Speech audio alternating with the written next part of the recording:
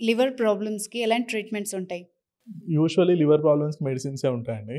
Main thing లివర్‌కి treatment ఎట్లా ఉంటుందంటే దే షుడ్ స్టాప్ ఏదైతే కల్ప్రిట్ ఉందో దాన్ని ఆపేసేయాలి. ఓకే. సో ఇందాక అనుకున్నాం ఫ్యాటీ లివర్ డిసీజ్ అంటే ఈ హై క్యాలరీ ఫుడ్స్ గానీ, షుగర్ గానీ, ఆయిల్ గానీ ఇవన్నీ తగ్గించేసేయాలి. హ్మ్. ఆల్కహాల్ అంటే డెఫినెట్‌లీ ఆల్కహాల్ ఉంటే ఆల్కహాల్, స్మోకింగ్ ఉంటే స్మోకింగ్ ఇవన్నీ ఆపేసేయాలి. హ్మ్. అదర్ డ్రగ్స్ ఏమైనా ఉంటే అవి ఆపేయాలి. అది ఫస్ట్ థింగ్ ఎవరికైనా అవి కంటిన్యూ చేస్తా ఎన్ని మెడిసిన్స్ తీసుకున్నా వేస్ట్. ఓకే. ఓకేనా. ఆల్కహాల్ కంటిన్యూ చేస్తా ఎంత కాస్ట్లీ ట్రీట్మెంట్ తీసుకున్నా ఇట్ డజంట్ వర్క్. చాలామంది పేషెంట్స్ అక్కడే ప్రాబ్లమ్ అవుతుంది.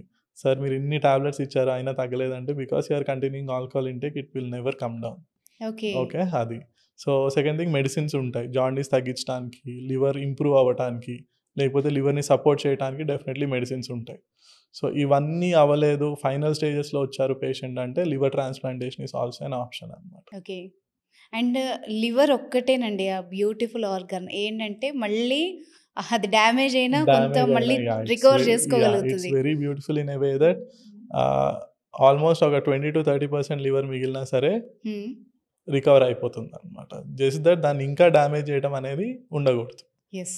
మీకు ఇప్పుడు లివర్ ట్రాన్స్‌ప్లాంట్ చేస్తాము. లివర్ హ్మ్. ట్రాన్స్‌ప్లాంట్ చేసినప్పుడు ఓన్లీ 30-40% ఆఫ్ లివర్‌నే పెడతాం పేషెంట్‌కి. ఓకే. వాళ్ళకి 6 మంత్స్ తర్వాత చూస్తే మొత్తం లివర్ అంతా గ్రో అయిపోతుంది. ఓహ్! ఓకేనా. So liver has a tremendous potential for regeneration.